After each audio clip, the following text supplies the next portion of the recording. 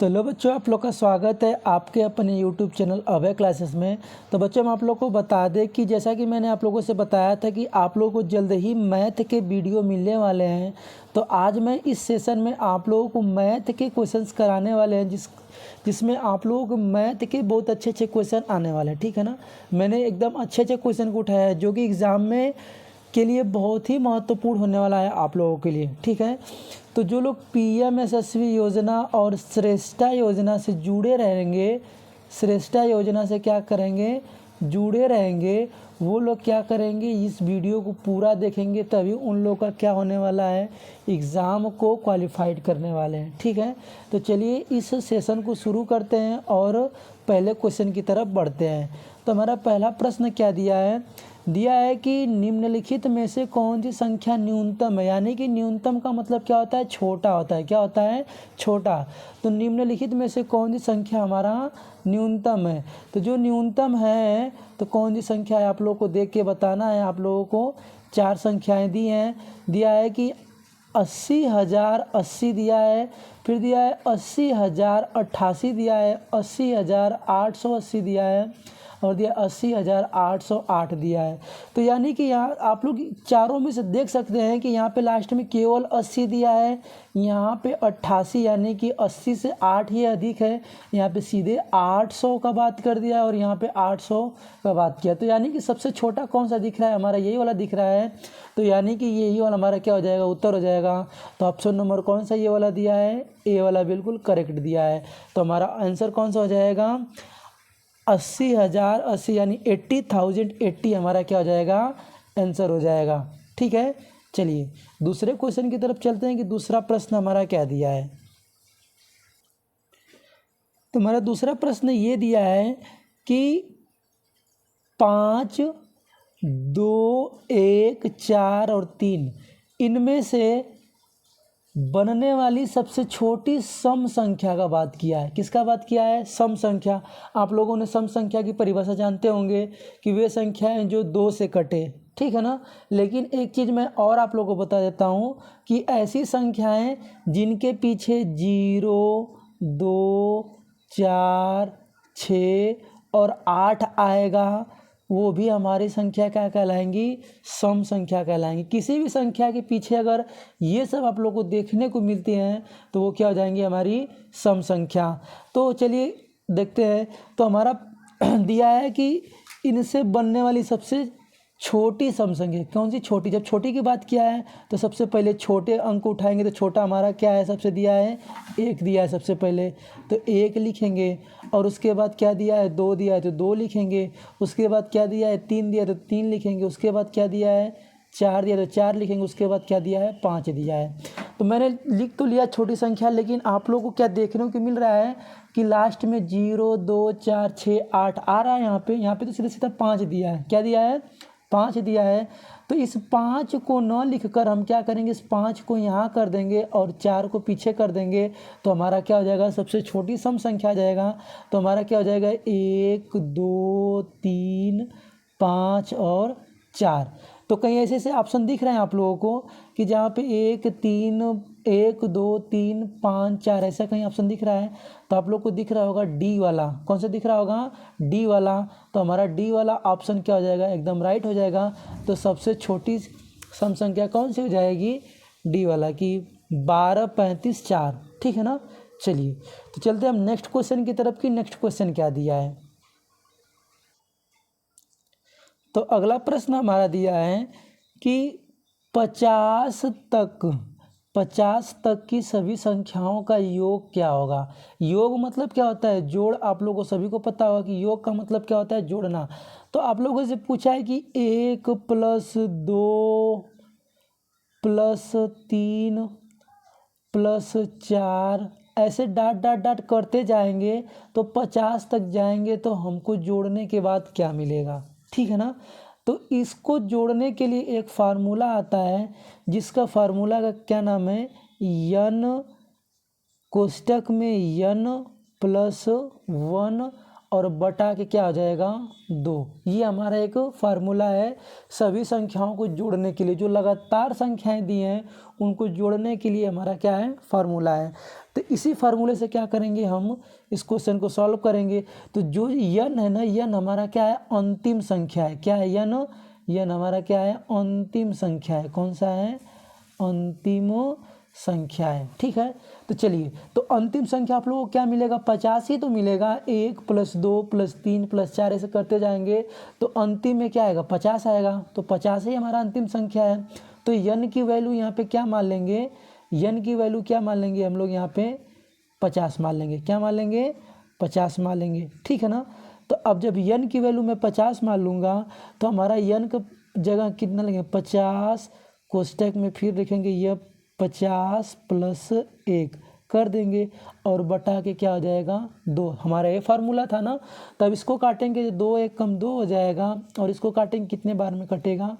25 बार में। कितने बार में? 25 बार में। अब इसी 25 और इनको जोड़ेंगे कितना हो जाएगा? 51। तो हो जाएगा यहाँ पे 25 गुणे कितना? 51। तो 25 का गुणा आप लोग 51 में करेंगे तो कितना आएगा? 25 से कम 25 को 5 लिख देंगे। 25 × 5 = 125 और 2 कितना हो जाएगा? 127 हो जाएगा। तो यानी कि हमारा आंसर कितना आ जाएगा? 1275 आ जाएगा। कितना आ जाएगा? 1275। तो बी वाला बिल्कुल हमारा एकदम करेक्ट है। समझ में आया कि नहीं आया? अगर नहीं समझ में आया होगा तो एक बार फिर से पीछे जाकर फिर से आगे देखिएगा, एकदम बिल्कुल अच्छे से समझ में आएगा। ठीक है, चलिए अगले क्वेश्चन की तरफ चलते हैं। अगला प्रश्न हमारा क्या दिया है? तो हमारा अगला प्रश्न ये दिया है कि 5 घंटियाँ। कितनी घंटियाँ? 5 घंटियाँ। ठीक है ना। तो जो 5 घंटियाँ हैं 10 सेकेंड, 12 सेकेंड, 15 सेकेंड और 20 सेकेंड और 30 सेकेंड के अंतराल पर बजती हैं। सेकेंड के अंतराल पे क्या कर रही हैं? सब बजती हैं। क्या करती हैं? बजती हैं। यानी कि एक 10 सेकेंड पर, एक 12 सेकेंड पर, एक 15 सेकेंड पर और एक 20 सेकेंड पर और एक 30 सेकेंड के अंतराल पर क्या है? बजती है। तो यदि उन्हें एक साथ बजाकर छोड़ दिया जाए तो फिर वह पुनः एक साथ कितनी देर पर बाद बजेंगी?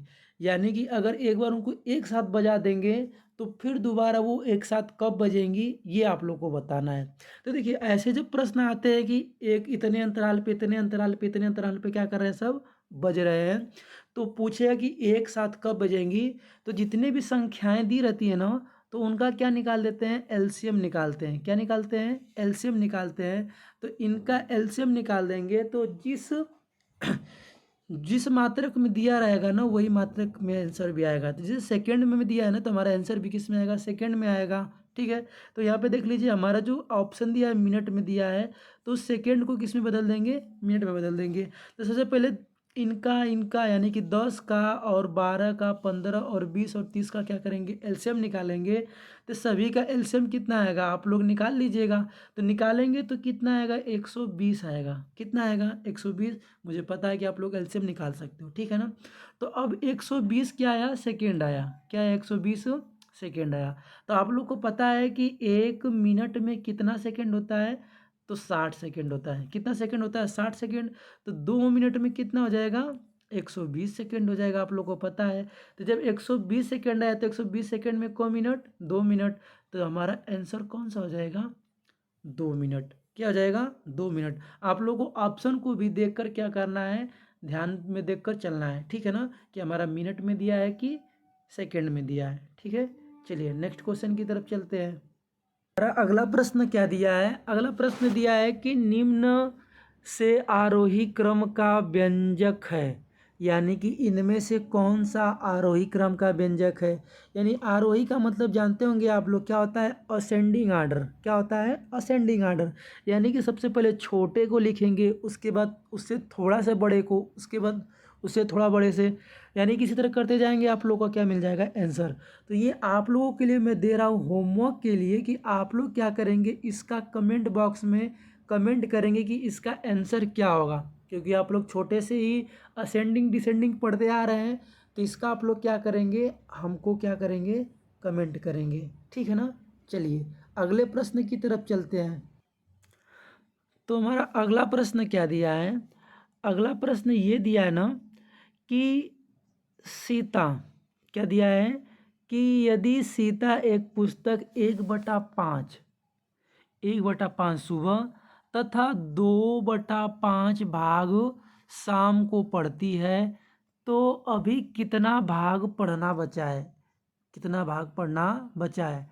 तो देखिए ऐसे सवाल को क्या करते हैं, मान लेते हैं यदि सीता के पास पुस्तक एक था तो एक पुस्तक उसके पास मान लेते हैं, और उसने कितना पढ़ा है, 1/5 भाग पढ़ा है, और कितना पढ़ा है, 2/5 भाग पढ़ा है। तो यानी जितना पढ़ लेंगे तो जितना ये दोनों साथ में मिला देंगे तो ये इतना पढ़ा गया होगा। तो एक में से कितना पढ़ा गया है उसको निकाल ले पहले। तो यानी कि 1/5 और प्लस 2/5 कर देंगे तो ये जब दोनों को प्लस कर देंगे तो हमारा ये तो पता चलेगा कि कितना भाग हम दोनों मिलाकर पढ़ लिया गया है। सुबह में कितना पढ़ा गया है, शाम में, तो दोनों जब मिला देंगे तो ये तो पता चलेगा कि कितना किताब में का पढ़ा गया है।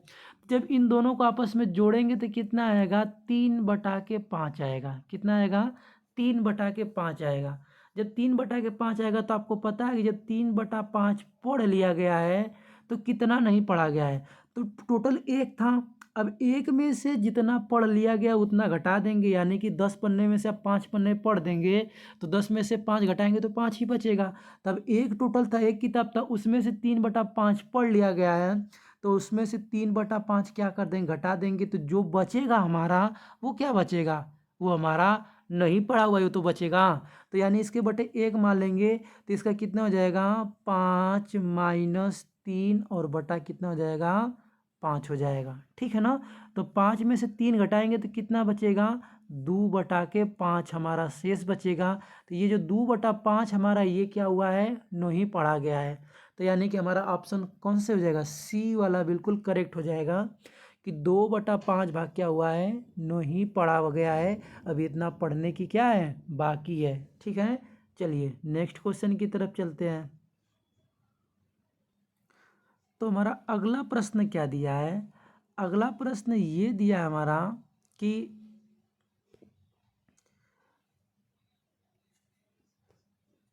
2.68 प्लस 17.32 का गुणा 0 में करना है, और प्लस 15 यहाँ पे खाली स्थान दे दिया है, और उसके बाद दिया है कि 27.22 प्लस 2.78 गुणे कितना दिया है, 10 माइनस 200। क्या दिया है, गुणे 10 माइनस 200।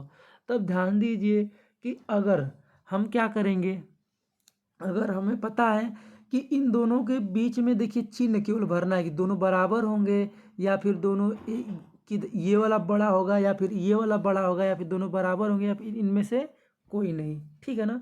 चलिए एक बार देख लेते हैं क्या आएगा। तो चलिए यहाँ पे देखिए कि अगर 2.68 और 17.32 को जब जोड़ेंगे तो कुछ ना कुछ संख्या आएगा, कुछ ना कुछ संख्या आएगा, मान लेते हैं 20 ही आएगा।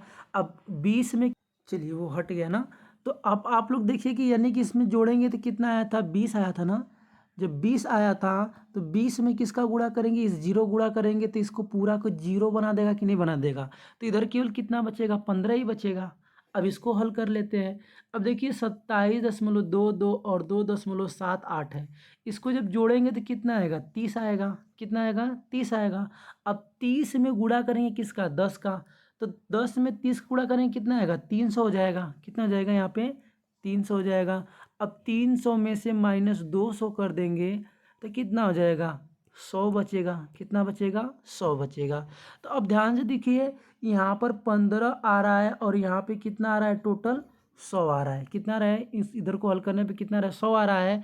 तो अब देखिए कौन सा बड़ा है, कौन सा बड़ा है, 15 बड़ा है कि 100। तो आप लोग कहेंगे सर जी 100 बड़ा है। जब 100 बड़ा है तो इसका ये वाला हमारा क्या हो जाएगा, बनेगा इधर ग्रेटर वाला। तो यानी कि कौन सा है, बी वाला। ऐसा आप लोगों का क्या दिख रहा है, एकदम बिल्कुल करेक्ट दिख रहा है। ठीक है ना। चलिए अब चलते हैं नेक्स्ट क्वेश्चन की तरफ कि नेक्स्ट क्वेश्चन क्या दिया है हमारा। प्रश्न क्या दिया है, दिया है कि 18 को 44 से गुणा करो। ठीक है, और गुणा में क्या करना है, 243 को जोड़ दो। अब कुल संख्या, कुल संख्या में 15 से क्या करना है, भाग देना है, तो जो हमारा प्राप्त होगा क्या होगा, उत्तर प्राप्त होगा। ठीक है, तो सबसे पहले इसने क्या बोला है कि 18 को किससे भाग करना है, सॉरी गुणा करना है 44 से। तो 18 का गुणा किस में हम करेंगे, 44 में करेंगे तो हमको कितना मिलेगा, मिलेगा 792 यानी कि 792। अब इसमें बोला है कि कितने जोड़ने के लिए बोला है, इसी गुणनफल में कितना जोड़ने के लिए बोला है, 243। तो यहाँ पे क्या कर देंगे, 243 को जोड़ेंगे तो हमारा यहाँ पे कितना निकल कर आ जाएगा, कितना हो जाएगा, 5 हो जाएगा, ये 3 हो जाएगा और 7 3 10 हो जाएगा। ठीक है ना, तो हमारा 10 और 35 आ जाएगा, हमारा 1035 आ गया। ठीक है ना, अब उसके बाद बोला है कि कुल में, कुल संख्या में किससे भाग देने के लिए बोला है, 15 से भाग देने के लिए, यानी कि 10 और 35 में किससे भाग देने के लिए बोला है, 15 से भाग करने के लिए बोला है। तो 15 का पहाड़ा 6 बार पढ़ेंगे तो 15 छः कितना हो जाएगा, 90 हो जाएगा। ठीक है ना, तो जब 90 हो जाएगा तो अब 103 में से 90 घटाएंगे तो कितना बचेगा, 13 बचेगा। कितना बचेगा, 13। अब ये 13 इसके सामने खड़ा हो जाएगा तो कितना हो जाएगा, 135। और 15 का 9 बार पढ़ा पढ़ेंगे तो कितना जाएगा, 15 9 135, यानी ये भी कट जाएगा। ठीक है ना, जब कट जाएगा तो हमारा आंसर कितना आया, 69 आया। कितना आया, 69, यानी कि बी वाला हमारा बिल्कुल करेक्ट है। ठीक है, चलिए आगे चलते हैं नेक्स्ट क्वेश्चन की तरफ। तो अगला प्रश्न हमारा ये दिया है, क्या दिया है कि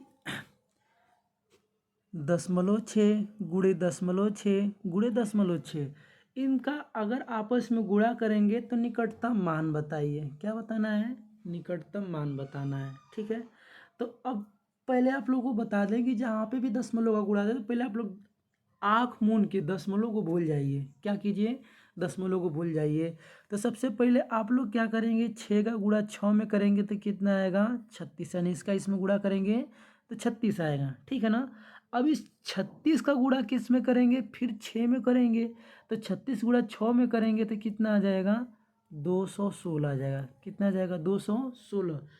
अब जब गुणा करने के बाद क्या देखते हैं, अब पॉइंट को देखेंगे तो देखिए यहाँ पे एक अंक पे पॉइंट लगा है, यहाँ पर भी एक अंक पे और यहाँ पर एक अंक पे, टोटल को जोड़ेंगे तो क अंक पे पॉइंट हो जाएगा, कितने डिजिट पर पॉइंट हो जाएगा, 3 डिजिट पे। तो आप पीछे से गिन लीजिए, 1 डिजिट 2 डिजिट और 3 डिजिट, यानी कि 3 डिजिट के बाद हम क्या करेंगे, पॉइंट लगाएंगे तो यहाँ पे पॉइंट हो जाएगा और इसके आगे 0 बढ़ा सकते हैं। तो 0.216 हमारा क्या हो जाएगा, आंसर हो जाएगा, यानी कि बी वाला बिल्कुल करेक्ट हो जाएगा। ठीक है, चलिए आगे चलते हैं नेक्स्ट क्वेश्चन की तरफ, और ये आज का हमारा आखिरी क्वेश्चन होगा। ठीक है ना,